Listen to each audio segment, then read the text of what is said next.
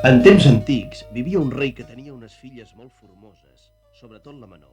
Era tan maca que fins i tot el sol s'admirava del color dels seus cabells i a la nit la lluna li musitava poesies. Princeseta, la més petita, dorm i descansa.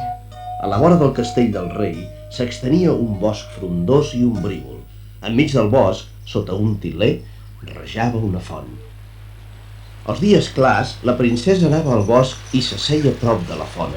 Escoltava el brogit de l'aigua i jugava amb la seva pilota d'or. La llançava a l'aire, lluny, lluny, i la tornava a recollir. Una vegada va ocórrer que la pilota d'or va caure a l'aigua. La princesa la va buscar inútilment. La pilota no apareixia. Entristida, la princesa va començar a plorar, fins que va sentir una veueta estranya. Què et passa, nena? Per què plores d'aquesta manera, que fins i tot has despertat les pedres?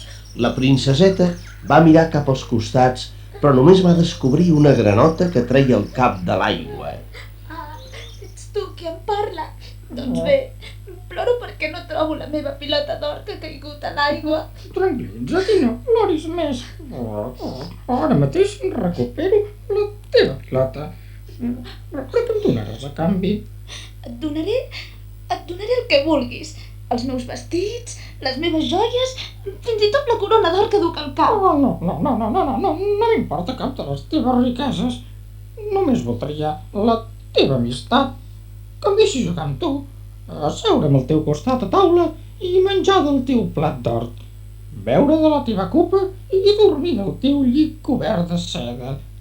Si és així, baixaré al fons de l'aigua i colliré la teva pilota d'or. D'acord, tracte fet. Però en el seu interior pensava: Quina ximpleria es diu aquesta granota?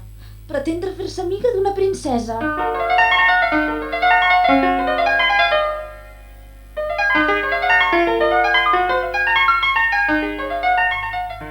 Al cap d'uns moments, l'animalet va sortir de l'aigua portant a la boca la piloteta d'or que va llançar sobre l'herba.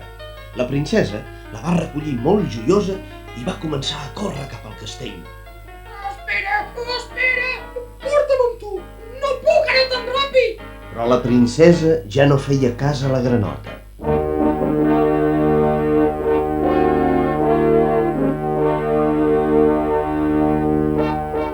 Aquella mateixa nit, quan estava reunida tota la cort entorn la taula, disposada a sopar, es va sentir un soroll a la porta del castell.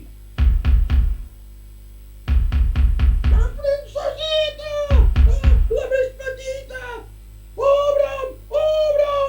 Soc la teva granota!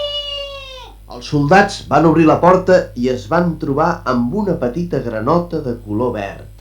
El primer en estranyar-se va ser el rei. Què vol aquesta granota?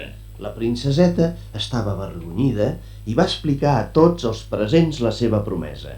Aleshores, el rei va dir: Allò que es promet es compleix. Però pare! No hi ha res a afegir.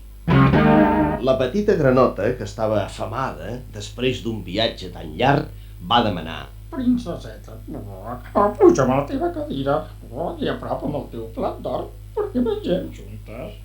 Així ho va fer la princesa, i encara que la fastiguejava, va donar de menjar i de beure a la petita granota.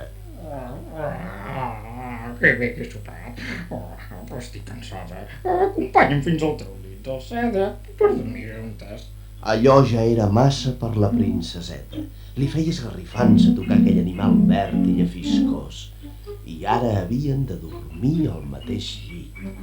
La princesa va començar a plorar, però el rei va imposar l'ordre. Estimada filla, quan vas necessitar la granota, ella et va ajudar. Ara no pots rebutjar-la. Sí, pare. La princesa va agafar amb dos dits i molta cura a la petita granota i va pujar a la seva cambra. Aquí al meu llit, granota. Tu pots dormir en aquest costat. Així, veus? Ben abrigadeta. Bona nit, granota.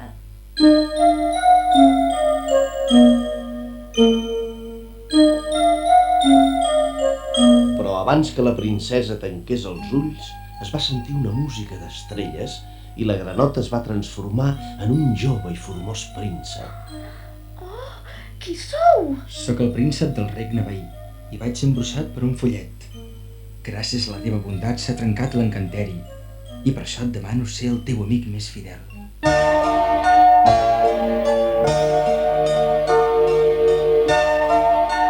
I així va ser. Amb el temps, el príncep i la princesa es van fer tan amics que van decidir casar-se i unificar els seus regnes. I van ésser molt, molt feliços.